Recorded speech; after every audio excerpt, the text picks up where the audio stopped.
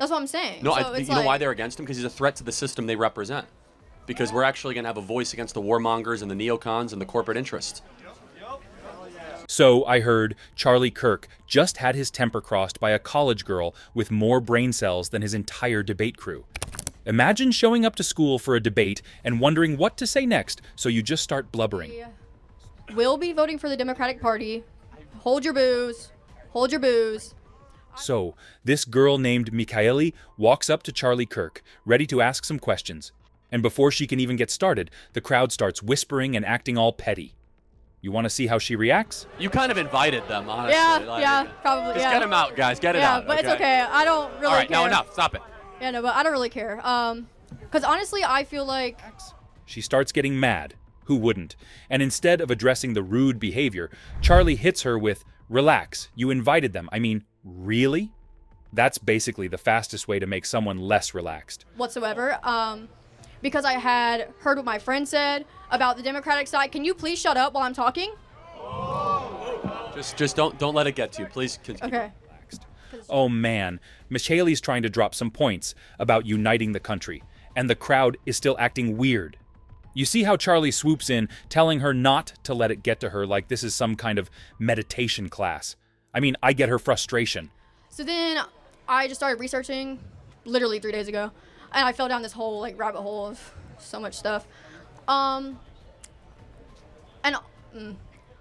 right, shout out to her for doing the research, but let's be real, deciding your vote after 72 hours of Googling. Isn't it a bit unclear and confusing? Is she voting based on facts and vibes, or which side of her family texts her less aggressively? Either way, democracy in action, friends. Can I ask you, and it's not your question, what did you find persuasive enough to convince you to vote for Democrats? Well, so you talked about Trump creating safe cities, safe streets, just a safe country. But Charlie asked Michelle a question, and you see how she flipped the script on Charlie and came in swinging with a history lesson, mixing modern politics with Wa'aitu references in a live debate. about his rally where he said that he wants 1 full day of police retaliation to eradicate crime. You know about that? Are you familiar with the Night of Broken Glass? Kristallnacht? World War Do you see her collective gasp from the crowd like, did she just go there? Yes. Yes, she did. How do you think Charlie will respond to this? familiar with that? I'm intimately familiar. I'm trying to understand the connection. Are we doing the Nazi thing again, or are we, There's honestly... So crime was lower under Trump than under Kamala and Joe Biden. So This is what he said. I guess this debate will never end. much lower. Violent crime was substantially and sizably lower in every major metro area and every major state. Okay, I'll give you that one. Because, like I said, I just started researching 3 days ago. For sure. I'm not like everybody else here where That's I've just fine. been plotting. All right, so Michaeli admits she just started researching 3 days ago and still went head-to-head with Charlie. Well, Now I'm voting for the Democrat Party. What made that click? Okay, so the thing with me was my mom kept telling me, oh, go look at the websites. You have to look at the political party websites. So well, here comes the mom influence. Isn't it relatable? And kudos to her for actually taking the time to dive in, even if she wasn't thrilled about it. So then I did, and they were a little too strangely similar to the ones I was looking at the Democratic Party. So I'm like, how am I supposed to know which one to believe? Like you're saying... Good question. It's a great question. So Girl, what? That's like comparing 2 menus at different restaurants and then being confused that they both have chickens. And guess what? Charlie likes this one. it's a great question. So which one did it better for 4 years? Kamala and Joe or Trump? Are we not under Trump's tax policy right now? Till Well, 2025? Well, first of all, tax policy is a small part of Charlie hits her with the question, and it spirals into a tax policy tug of war. economic policy. I mean, Joe Biden... We're going to go into $2 trillion in debt by 2028 because of his tax policy. That's actually not true. It actually is true. No. First of all, Michaeli jumping in with, "That's not true," was a bold move, but it kind of felt like someone arguing about a movie they only watched the trailer for. No, actually, so what the tax cut actually did is spur economic growth, and what you're talking about is not annualized deficits. You're talking about cumulative debt over 7 to 8 years. But Then, Charlie goes into full PowerPoint mode, dropping stats of tax addition. Now tell me, why does every tax debate feel like a math class nobody studied for? it's not a trick question. 75% of Americans say the economy was better under Trump. were we not under Obama's tax policy? And So plus that- the pandemic, that's not really normal. So of course. Now Charlie is asking her another question. He's really hammering it home here, hitting McKaylee with the 75% of Americans saying Trump was better. It's going. Well, hold on. You got to stop with this like Obama, Trump. You have to take ownership of your administration. So Trump will Okay. take ownership. He had the lowest unemployment, wages were going up, no inflation, housing boom. And then he's all, forget Obama, let's focus on Trump's glory days. And we saw an economic renaissance. And American people remember how good that economy was, guys? It was amazing. And we don't have that now. So would you say he's a good businessman? Yeah, I mean, he's a multi-billionaire. Charlie has got the flashy stats, but McKaylee's just trying to keep the convo grounded. Do you think this debate is about policy or just flexing who's got the bigger wallet? What about his multiple businesses that have went into bankruptcy? Yeah, I mean, look, you're going to fail sometimes when you do businesses. But 10 times? Yeah, maybe. I mean, he's 78 years old. I mean, how many billions have you made? And here comes the argument on billionaires. Charlie flexes Trump's real estate empire, the Plaza, Trump Tower, Trump Doral, like he's auditioning for a real estate reality show.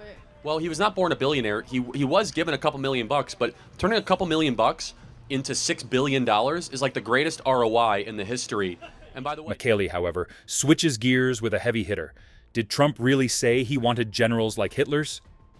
Charlie's quick to shoot that down, calling it a debunked fabrication. Everything he's saying is being taken out of context. He doesn't really mean it. Okay, so he didn't mean it when he said that he wants generals like Hitler had. he never said that. Did he not? He did not. McKaylee's kind of tripping over this whole context thing, and Charlie's ready to call her out, saying the whole accusation is nonsense. Been completely Interesting. debunked, and 3 people around him said that is a complete fabrication. Definitely. Let me ask you a question. What do you want to do with your life? Honestly, I haven't quite figured it out, which I know you're going to say college is a scam. You What don't are know you what you're doing. But then he pulls the, what do you want to do with your life? I mean, don't you think he is just trying to make her confused because she is actually making some points here? Yeah, I mean, under Kamala, it requires $135,000 a year to own a home. Under Trump, it was $75,000 a year. Interesting. You see how he made her agree to him, and whatever he says is interesting to her now? See, that's what we call manipulation. Some of your boyfriends do that. You should know. I had a lot. I've been. Let me ask you this: researching. what would change your vote for Trump, if anything? Probably a lot. It would probably take a lot, because I mean, the fact that he hasn't won the popular vote. This question is a trap designed to make McKaylee feel like she's in a corner. You know what You know that's what I like mean? saying? That's like saying, well, I know the Chiefs won the Super Bowl. I totally get that. But did you guys know that the Ravens, they got more yards? By comparing the popular vote to yards in football, he's making her point seem irrelevant. It's not about the total votes, it's about the electoral win. Do you know who those people are? If not, that's okay. No. You should do research. They're former Democrats that ran for the presidency, and they're behind Trump because Trump is a ticket that's unifying the country and will make the country great again. What about When will politicians realize that not everything should be explained with football metaphors? Again. what about the 13 different people that worked alongside of him, including his vice president? Yeah, the people he fired. I think it's awesome. That No, they're- they are not with him. No, I think it's awesome they're against him. Charlie's strategy here is all about throwing out big names and creating an illusion of a united front. By mentioning high-profile former Democrats backing Trump, he's trying to paint the picture that even those from the other side are jumping on the Trump train. That's what I'm saying. No, So it's you know why like- they're against him? Because he's a threat to the system they represent. Because we're actually going to have a voice against the warmongers and the neocons and the corporate interests. But when McKaylee brings up the people who left, he flips it. Suddenly, their departure is a badge of honor, showing that Trump's a threat to the establishment.